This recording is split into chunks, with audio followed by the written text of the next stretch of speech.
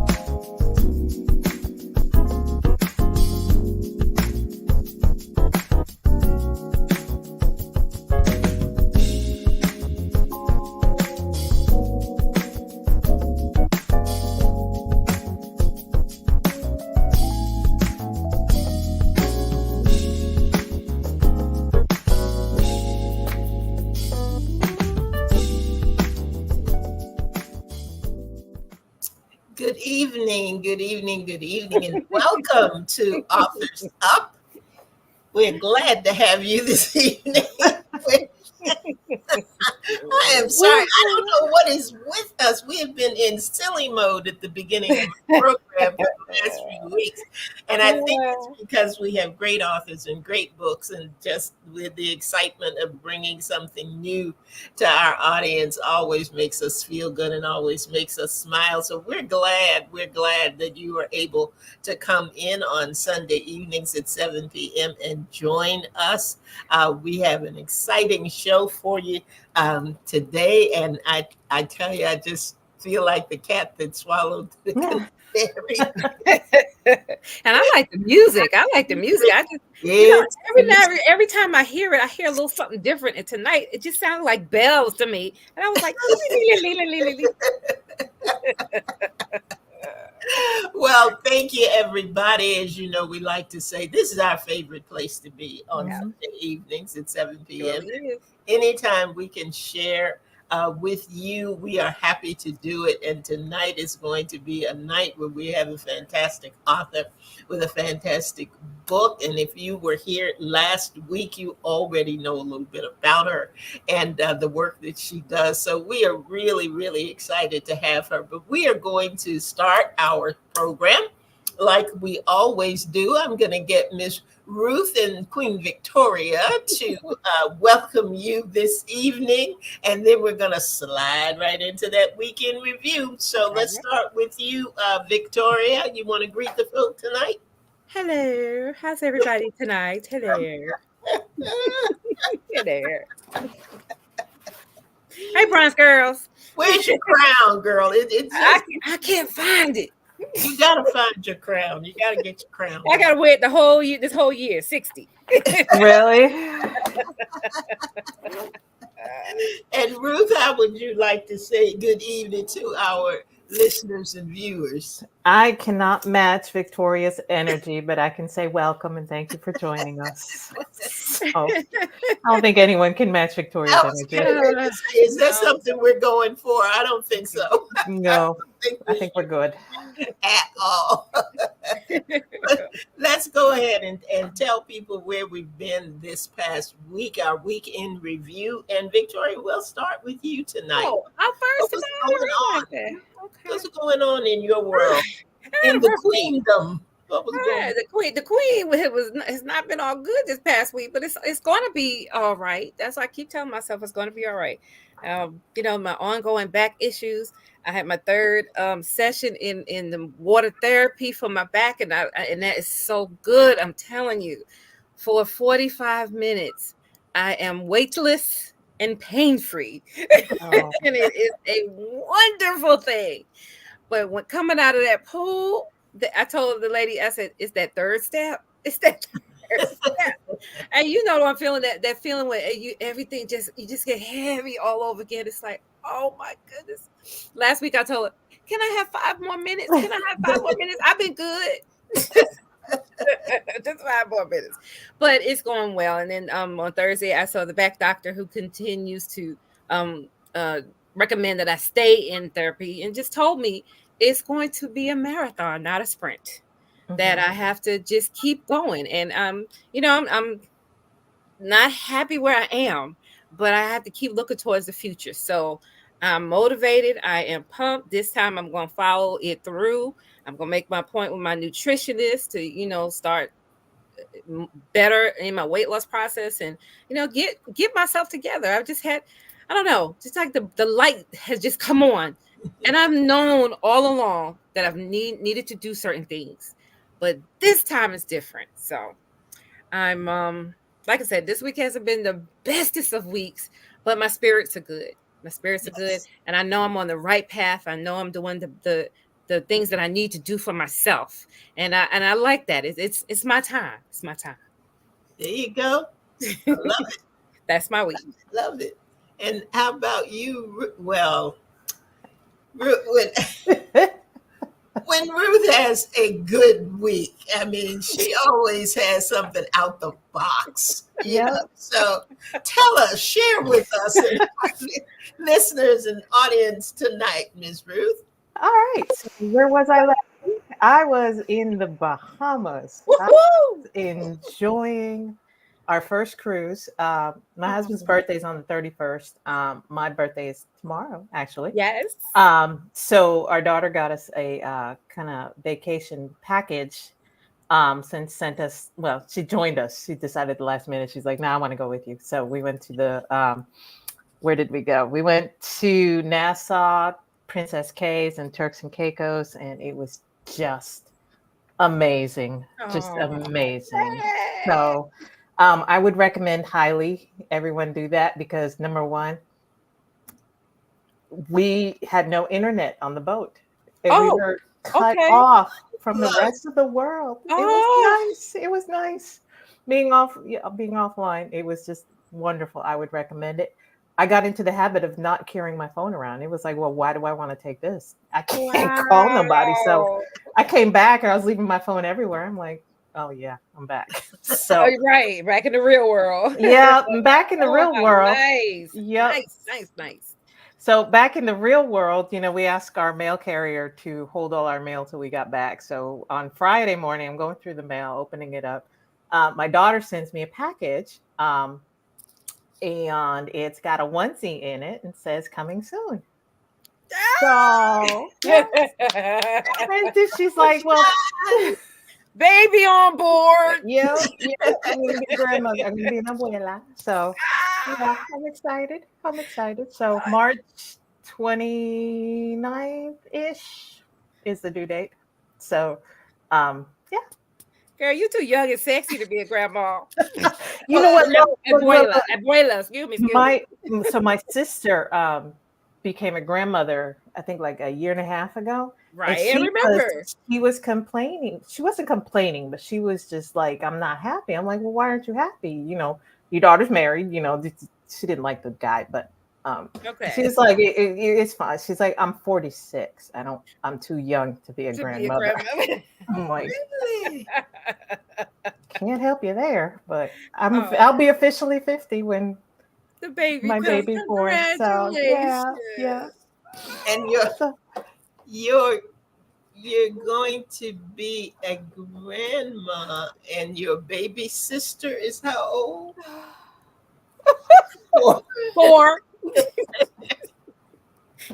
So she will have, my baby sister will be 4.5 and will have not just nieces and nephews, but now great nieces and nephew.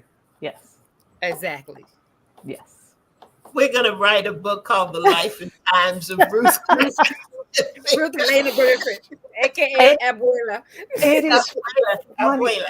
My niece, who's in the Navy, is also pregnant. She's due in March, early March. And when I was telling my dad about it, he was like, no, don't tell me that. And I'm like, no, that makes you a great grandfather. He's like, no, don't tell me that. I'm like, you 70-something years old. You got a 4-year-old daughter.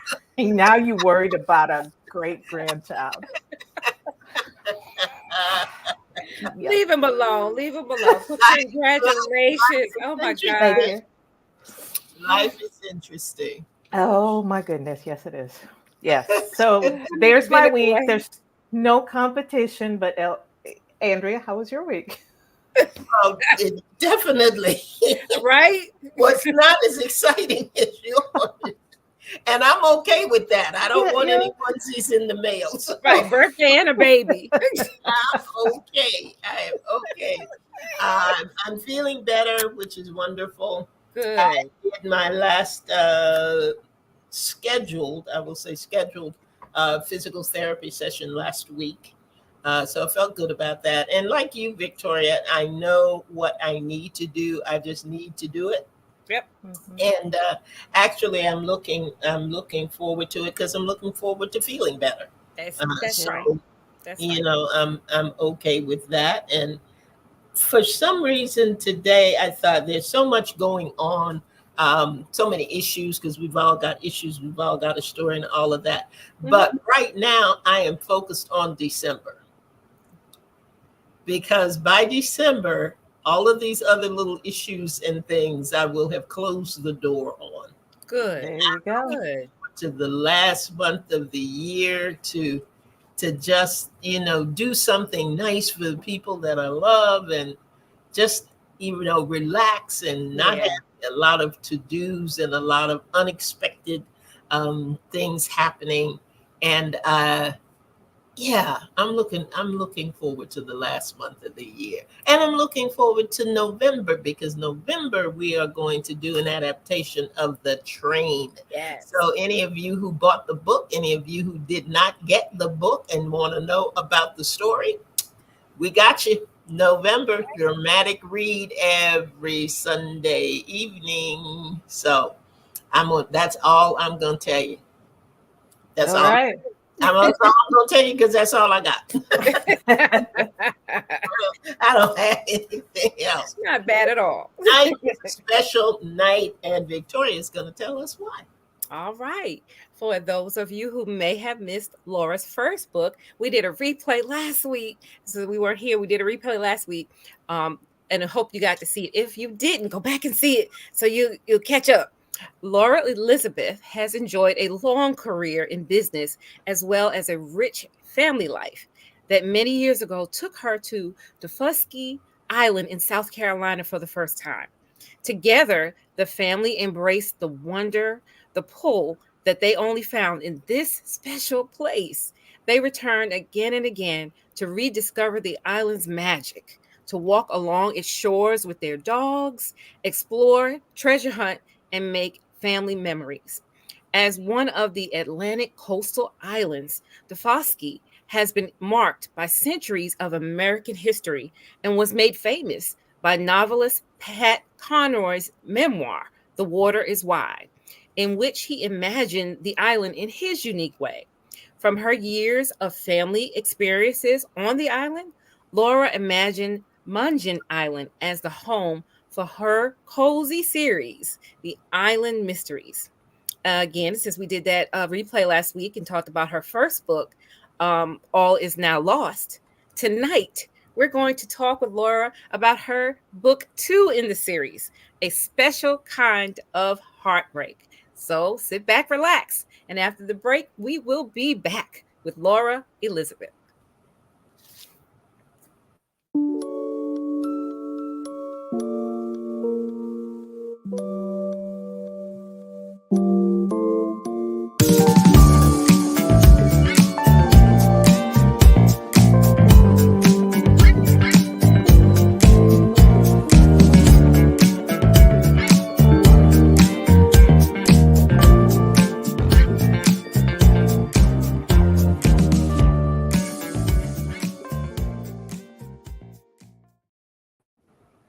Hey, Laura. Okay. Hello. I uploaded the wrong video. I am so sorry. We will show your book. That one was not it. So I'm like, wow, that's such a nice cover. But that's not the nice cover. But you've got your book, Laura, though, so that's the thing. I do. Yes, I do. please show it. If you don't mind. There That is the book. Yay! So it was my error. I titled both files the same one. I don't know why.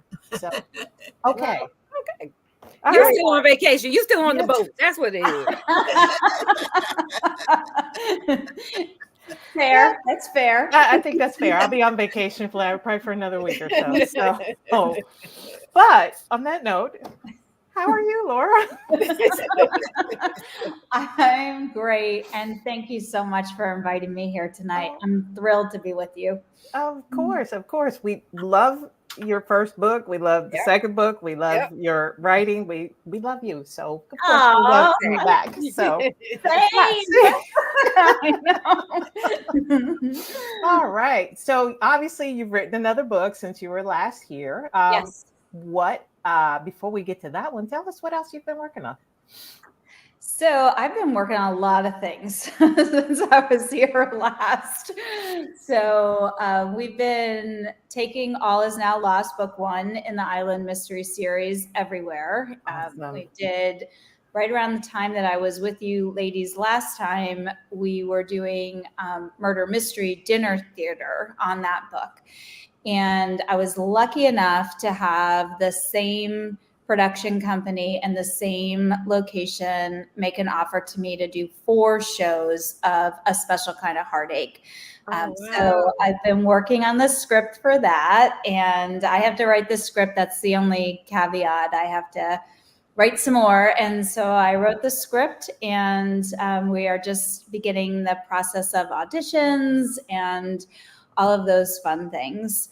So that was in March of last year, and this show upcoming will be in March 2025.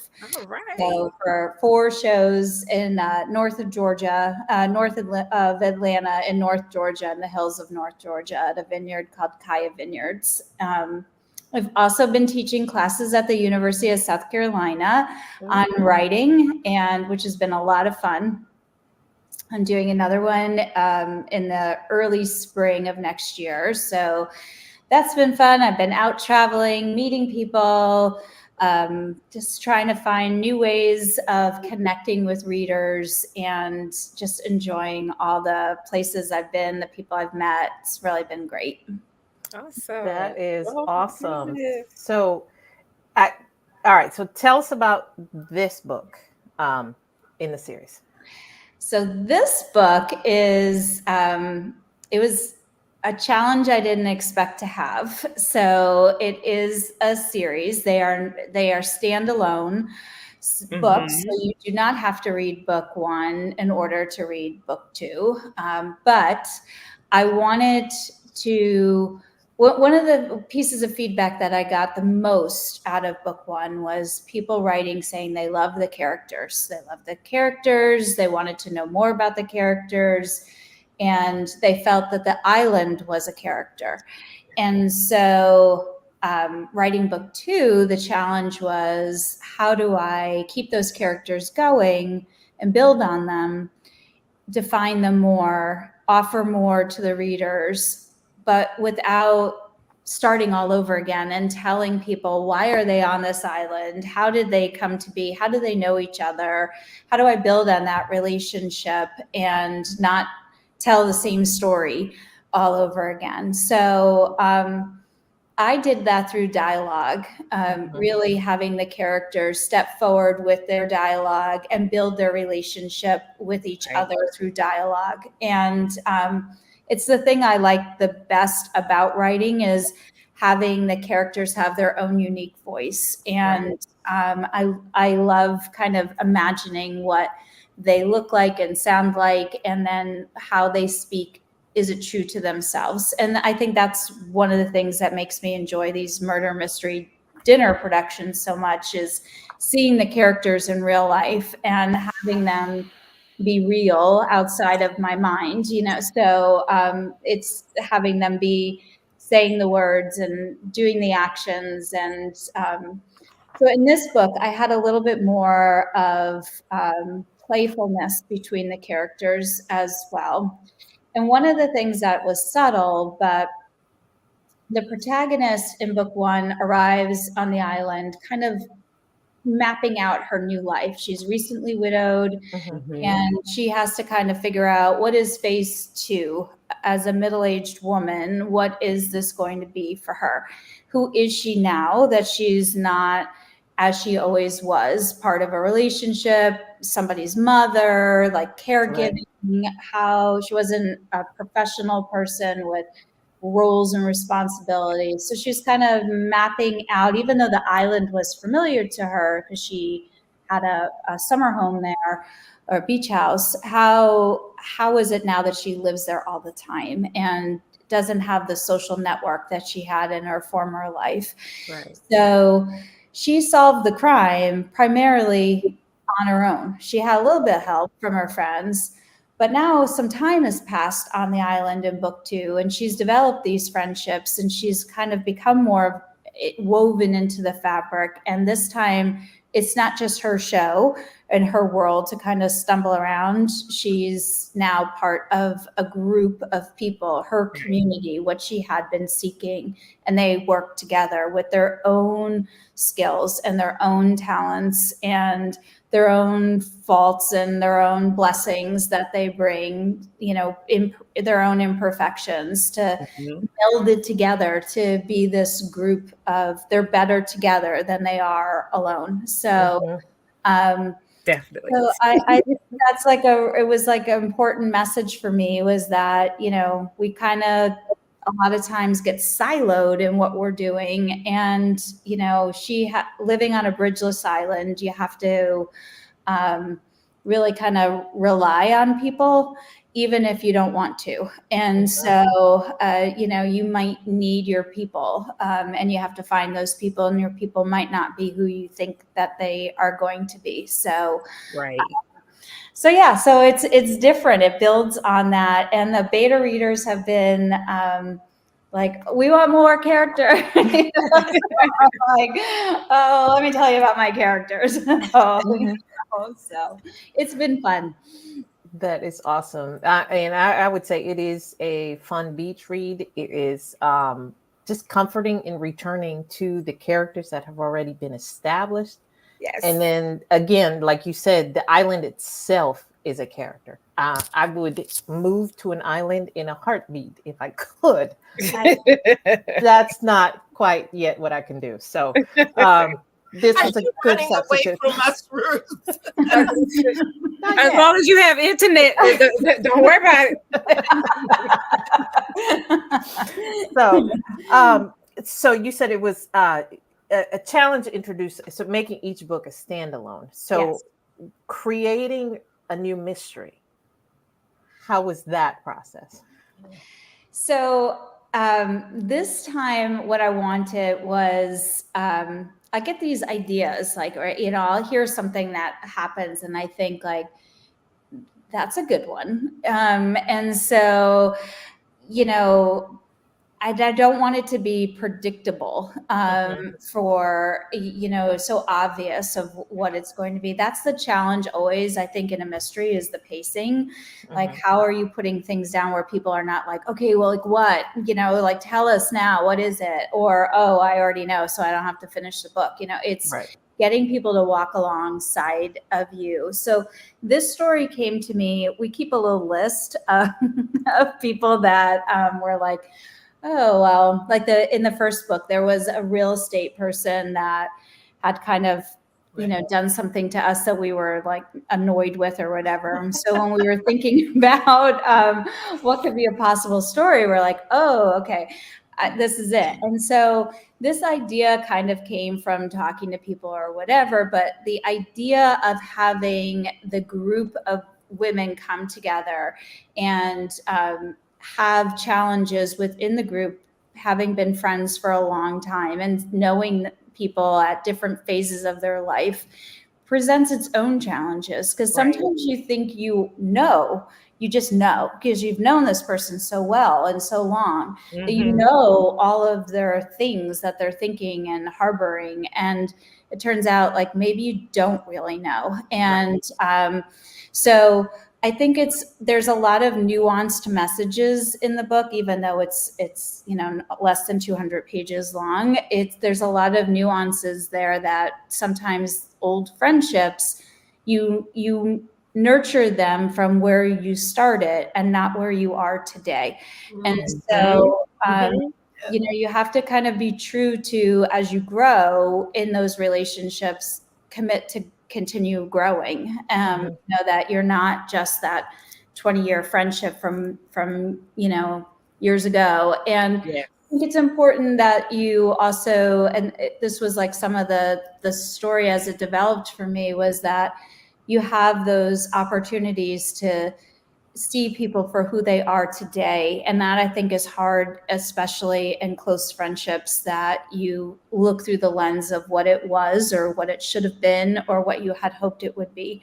So, so there's some other messages as well in the story that I hope people pick up. In the first book, I was really trying to establish, it was almost like an homage to my mom, who was a single parent, of knowing how difficult it is to raise children alone and what it is to be a widow. Sometimes you're not part of a couple group. And so in this book, it was less about that part of her life. She had a little bit more time, not that you're get used to it, but she's been the shock and the you know, the hurt, that rawness is a little bit soothed. And so she's now kind of finding her way through this. So, but I like the fact that you did not ignore it, though. You still saw her a little troubled and still trying to figure some things out. Right. But yeah, it was good. Can I just jump in real quick? Just real quick. I love that part about the female friendship, that the girls trip aspect of it. And I wanted to ask you, was that based on something that you had done yourself? Have you been on many girls trip? Did you take it from something in your life? Yeah, I have been on girls trip, but not, fortunately, not like that. But we had been on one in Williamsburg, Virginia. It was a little bit bigger than this little foursome that went. But there were a lot of dynamics that, you know, kind of bubbled up, and from things that maybe shouldn't have been problems or challenges that bubbled up from what I used to say to my children when they were little, like sleepover syndrome, you know, like you had a little bit too much togetherness. And so you know each other's nerve.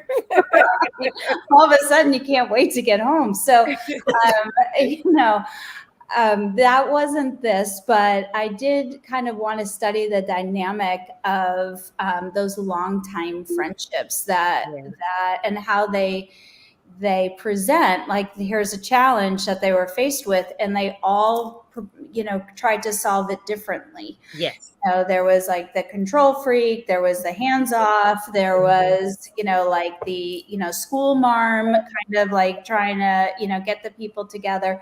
So, you know, in times that we have the difficulties, it's people's reactions aren't always prescriptive. And so, and here is somebody who's an amateur sleuth trying to process all of this in real time, like what is significant, what is just quirky, what is just, you know, like it doesn't matter. And she was really trying to make the case of some of these things are important. And I guess it's up to, you know, to the readers to decide, was it important? Did it really scope out, like, you know, did it change the end result? Yes. All right. So let's back up a little bit. You said now you had been teaching classes at the University of South Carolina. So how do you go from writing to teaching it? So I thought, well, this would be fun. Let's like try this. And how hard could it be? It's pretty hard.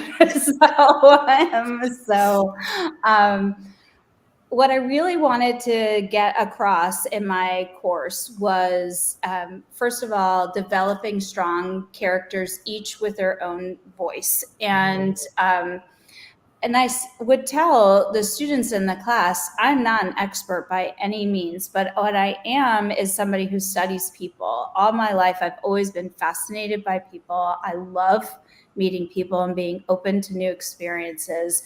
And I love learning from other people. So because I approach people with an open mind and an open heart, I very often learn something. Some things I maybe didn't want to know, but I would at least be open to hearing it. And Yes. so, so that has helped me, I think, in my little segment of writing, is drawing from what I've learned from other, like observing people and interacting with people. And so it was really important for me to have a course that talked about character development and developing voice to characters. So I gave examples of things that I do.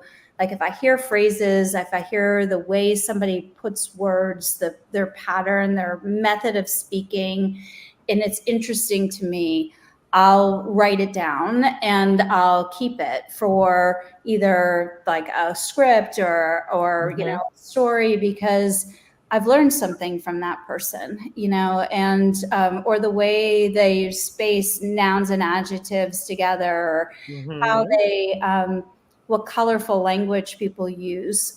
So I love that. I love listening to podcasts. I love listening to, you know, things on the radio and just hearing patterns of speech and things. So we talked a lot about that, but it wouldn't be a talk if I didn't talk about Daufusky, because I love it so much. And so I spent a lot of time, I don't know, selling real estate. I don't know, in my presentation, like with pictures and really trying to convey what we felt that first visit there, where we had never been there and we didn't know anything about it and didn't know anyone who had been there. So we went really as blank slates and feeling this pull to this place, even though it's not always perfect and it's sometimes hard and, you know, sometimes frustrating. And like we rented a place one time and there was a power outage and they had the, you know, digital like keypad, and we got locked out of our own place. Oh my goodness. You know? So we had to hoist my daughter through like the laundry room window. We had to like break into our own vacation rental. So, you know, it's not always perfect and prescriptive, but it's fun and incredible and ultimately restorative. And to feel that pull in this place is just the privilege of a lifetime, to be able to write about it and have people read about it and say like, I want to go there too, or I want to find my place that makes them feel that way. And it's like that commonality I think that people are searching for, is finding home wherever it is. Exactly. So that's awesome. Finding home. Yep. Andrea? My turn. Okay. I do have a couple of questions for Laura, but I'm trying to be conscious of and cognizant of time, because it goes by so fast. I know. I want to make sure that we hear Laura's voice tonight, and I know that you have picked out a little portion of your book to read to us, and you know, if we have time after that for my two little questions, that's okay. And if not, I got that joy from hearing you. So, well, I'll be quick.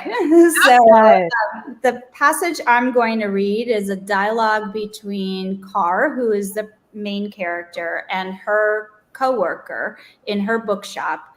His name is Trip, and Trip is struggling with a decision that he has to make about staying on the island, because he's had some challenges in his life. And this whole thing about murders on the island, oddly enough, is upsetting to him. So he's trying to figure out what he's doing. And she's concerned about her friend. So this little bit is in the bookstore. So it's about halfway through the book. And it starts with Carr, who says, Trip, I'm worried about you. You've been on my mind since last night, and it's just, I started. He started just a split second after me. I have something I need to tell you. We looked at each other, and the weight of that phrase halted my words. You first, I said, quieter, far less confident than I had been just a minute ago. I moved to the club chairs in the front of the register and sat on the edge of the cushion. Trip remained at the counter, his hands locked onto its rounded edge. Julie's words, he began and stopped. I wasn't sure if he could hear my heart pounding as I braced for him to tell me that he didn't sign up for being part of a detective agency, that he doesn't want to live with uncertainty and the influx of crime and mystery. I was not ready for another loss, but I prepared, or I tried to prepare, to hear whatever he needed to say. Julie's words should not have affected me like that. She didn't say anything except that she wanted me to be included. At the heart of it, I've been trapped in the post-grief world of losing my wife and my daughter and not allowing myself to move forward. Frankly, I'm kind of sick of it all myself. I'm sorry I've been like this, a burden in some ways, just frozen from moving forward. I take one step forward and 5 steps back. What did he mean? My heart was racing to a conclusion, a guess of what he was going to say next. I fought the urge to prompt him. Knowing that this was his story and his terms that he was going to set, I remained still and silent. That's all I'm going to tell you. Foul on the play. Yes. Get the book. You got to get the book so you can read it. Get the book. The thing about your books and your characters is they are real, and the experiences that they have and the things that they go through are real, and you're able to insert yourself into that place very often, and say, you know, gosh, you know, when I hear those words, there's something I want to tell you. You know, we all know, you know, at our core what that feels like, regardless of what's on the other side of it. So I love that about your writing and about your stories. Let me give you my 2 questions in real quick. Actually, one was going to be about, and you really answered it, that you said that in your series, in the Island series, that each story was going to stand alone. And that's one thing that I wanted to ask you, if it was going to be just a continuation one from the other. How difficult is that? Or is it difficult at all? Because there's some things that will definitely stay the same. The things on the island, some things on the island. I think that probably your bookstore will be an integral and central part, no matter what story that you choose to tell. So is that going to be, do you think it's going to be different? I know you've got your 2 books out. I believe you're working on third. Third, yep. Yeah. So where are you in that when you begin this next story? So it is a little challenging to keep it fresh. Okay. But from my experiences on the island, it's amazing. It's only 7 miles long, and there's so many things that happen there. So there's always something going on. I think it's not going to be easy to keep it fresh, but there are new perspectives to bring to the table. And so the next story is somebody who has traveled a little bit and has brought some influences to the island. And I think that's what keeps the island, you know, kind of regenerating, is that there are people who ebb and flow. Yes, there are constants, and there are generational people who have lived there, you know, forever. And some people have never, ever left the island one time. So there's that constant. But then there's also the transitional nature of a resort area and people who travel, not only from the visitors, but people who come and go and decide island living isn't for them. So it's always changing. And so I'm trying to pull from that. That's true to the island itself, is that it's always dynamic. Mm-hmm. Do you have an idea of how many stories there will come from the island?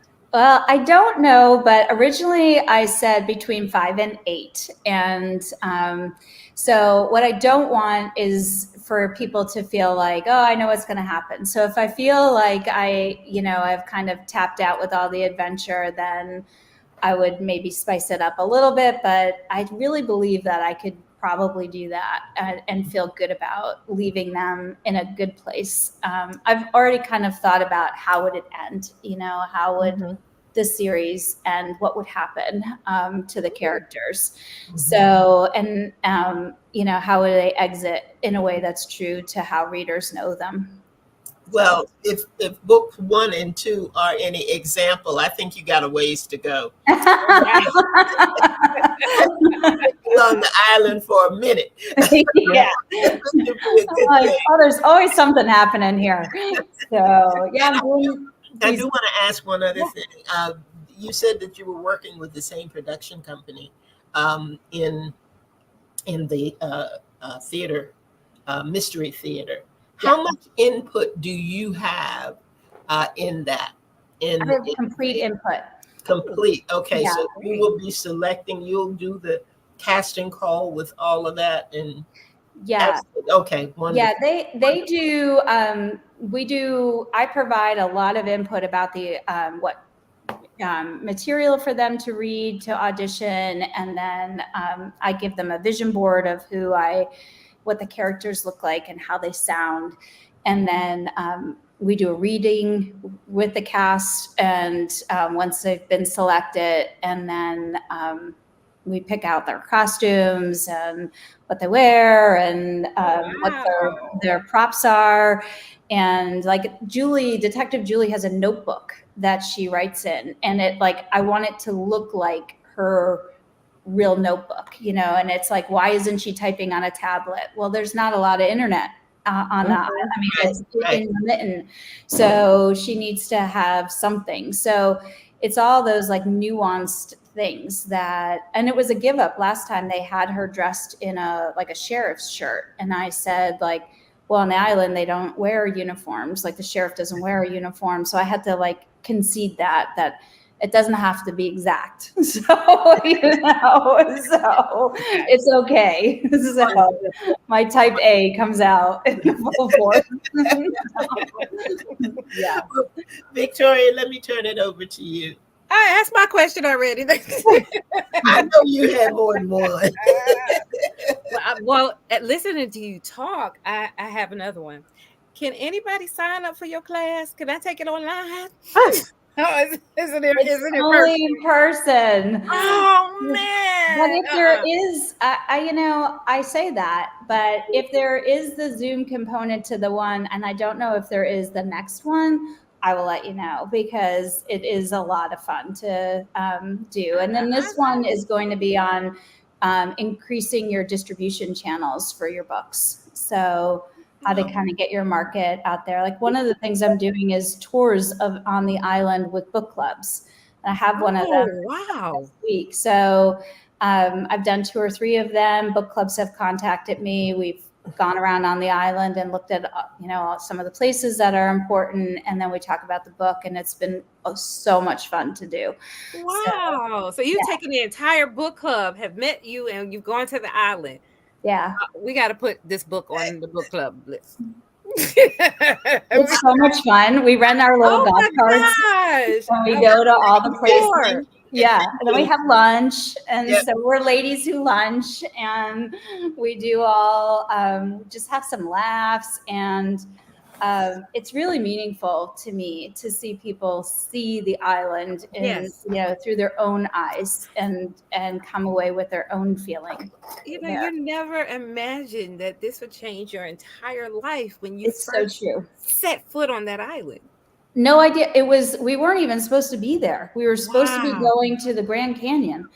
And That'd been a different book. I know. Probably no book, but we had these 2 crazy dogs that our neighbor was going to watch, and she couldn't. And so we had to find a place that we could go to that was pet friendly, and we Googled it, and that's how we found it. So, oh my goodness, the power of the Google. I know. Thank goodness for Google. So, and I was like, I don't know about this place. Like, I don't even know how you say it. Like, are we sure we want to go? We're like, we'll just go. It's 1 week. How bad could it be? We'll just go. You can do anything for 7 days. So we're like, it's a vacation. How bad could it be? And we were like, wow. So you just never know when something is going to come along and just change the trajectory of your life. But I hope that you are writing in your notes, in your journal, whatever, to make an online version of your class. I got it. Okay. Some of us would like to have this about the character development, but that's really all I have. You have when you were talking earlier, I said she's a people watcher, and so I was going to ask you about it, but you spoke on that. Yeah, You have I am. answered all my questions, and I would just have to say this: I enjoy the books. I love murder mysteries and all that, and your books have every little aspect that I love in them. Oh, so And so glad. I haven't quite got to the end. I have to admit, I haven't got to the end, but I'm going to finish this book. So I Oh, want to tell our listeners and our viewers, get the book. Not only get this book, get number one. Get number one and get number two, and grow your series right along with Laura Elizabeth. She is an awesome writer, and as you can tell, your class just seems like be so interesting because you have kept us totally captivated this whole time. I'm so glad. Thank you. Tell our listeners and viewers before you go how they could get in touch with you, how they could learn more about the book. And we know your book is available everywhere. I'm sure books are sold. Yes, it's all the places, Amazon, Barnes & Noble, Books A Million, Apple Books, all of those things. My website is theislandmysteries.com. All right. And I'm on Instagram, Facebook, even LinkedIn, which is surprisingly very effective for me. I have a monthly newsletter. I only do one a month, and I love it. People a lot of times will respond and email me, ask me questions. I answer every question that I get. Love it. And so I encourage people to reach out to me. That's how the book clubs have found me, is by emailing, and we set up time to do those tours. Wow. So sometimes people just want to know about the island, or ask me a question, or even someone asked me for recipes from the things that I mentioned in the book. And yes. I'm like, ooh, how fun. So I can almost smell those pies the first time. Yes. So, and actually someone's making in this book, in Special Kind of Heartache, they make a panzanella salad. And somebody made a panzanella salad and sent me a video of them making it, and which was super fun to see too. And I'm like, I love that. So recipes of Mungeon Island. Yes. Another book. Maybe. Oh my goodness. Or say yes. Life has just changed. I love it. I love to hear your story. It is just amazing. I wish you many continued blessings, and we're here for it. Oh, I love it. I love it. Laura, it has been a joy. It is always a delight to be able to talk with you and those people who are really passionate about what they're doing and who actually enjoy it. Right. One part of the process that you're not saying, I love it. I love it. I love talking to the people. I love the recipes. I love the book club. I do. I love it. It's amazing. And that is so much, we look for things, and life, there's so much that is is more on the half empty side than the half full. Yes. So true. Depending on the way you choose to look at it. And you have chosen to look at it in a way that just not only brings joy to you, but brings joy to those that you touch with the work that you produce. And I think that's wonderful. And we will definitely be looking into some things. And the next time we think about, should we do a book club, and should we travel, and should we already have those answers. Yeah. We're going to South Carolina tonight, Laura. Come on, ladies. We're going. Yep. Is there any final word that you would like to leave with our listeners and viewers? We got some great folks on the line. You see Serena is there. Ms. Nakayeta is there. Linda's in the house tonight. Yeah. Lynette's in the house tonight. And just, is there anything in particular? Could be about life, could be about writing, could be about joy, could be about anything. But is there anything you want to leave with our listeners and viewers tonight? The only thing that I would say is, first, thank you for including me tonight. And secondly, I'm certainly not an expert, but I would say if someone asked me, what is the one thing that you would do? I would say yes to the opportunities. If you feel that you have a book to write the book, tell the story, go on the trip, say yes, meet the new person, put yourself out there. You just never know what could happen. It might not be the way you intend it, but it might be even more than what you intended. So just change your life, right? Right. If you don't do it, the answer will always be no. So, but if you do it, it might be yes. So do it. Awesome. Thank you so much, Laura. And Ruth, you always have something at the end. Of course. Podcast. Sometimes it's premature on my part, but okay. So if you have any questions, we want to thank, first of all, we want to thank Laura. Thank you so much for joining us on the show tonight. We thoroughly enjoy having you on, enjoy your books, and we totally recommend them. Want to thank our listeners and our viewers for joining us. If you have any questions about tonight's show, if you have any questions about how to be on our show, email us at authorsup@gmail.com. We look for your emails. So we are also on social media. Follow us on Facebook, Instagram, YouTube. Look for Authors Up or Authors Up Show. There you can follow, subscribe. We got content, videos from former shows. Join us.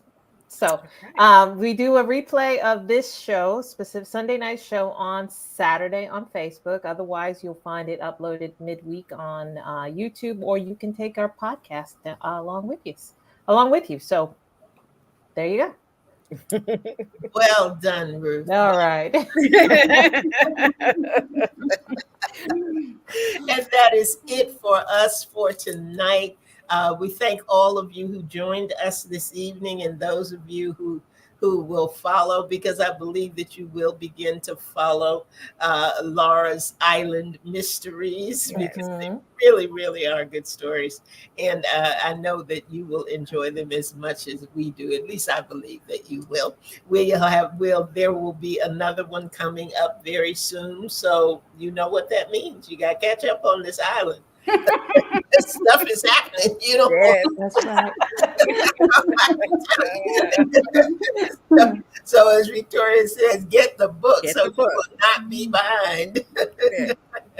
So that is it for us for tonight. We hope that you have decided to make Authors Up your favorite place to be at 7 p.m. on Sunday evenings. It surely is ours.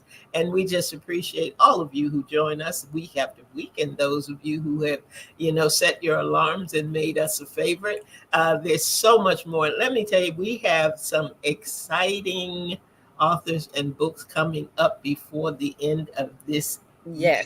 You don't want to miss the dramatic read of The Train. I am not even going to tell you who one of the authors are that's coming up very soon. It's just mind-blowing. God is doing some amazing things, and he's not leaving you all out. We get to go, you get to come along, and it's all going to be great. And as Laura says, we like it. We're having fun with it. But we want you to enjoy it as much as we do. So that's it for the evening. Again, Laura, thank you so much. And thank you for saying yes. Yeah. Thank you. Because it's wonderful. It's wonderful. That's it. Come on back next week and join us. 7 p.m. You never, ever know what's going to happen. Tune into Authors Up. It's a surprise to us. That's a lot of times. And it may babies and boats. You never know. That's it for us for the evening. Good night, everybody. Have a amazing week. And hopefully we'll see you next weekend. 7 p.m. right here.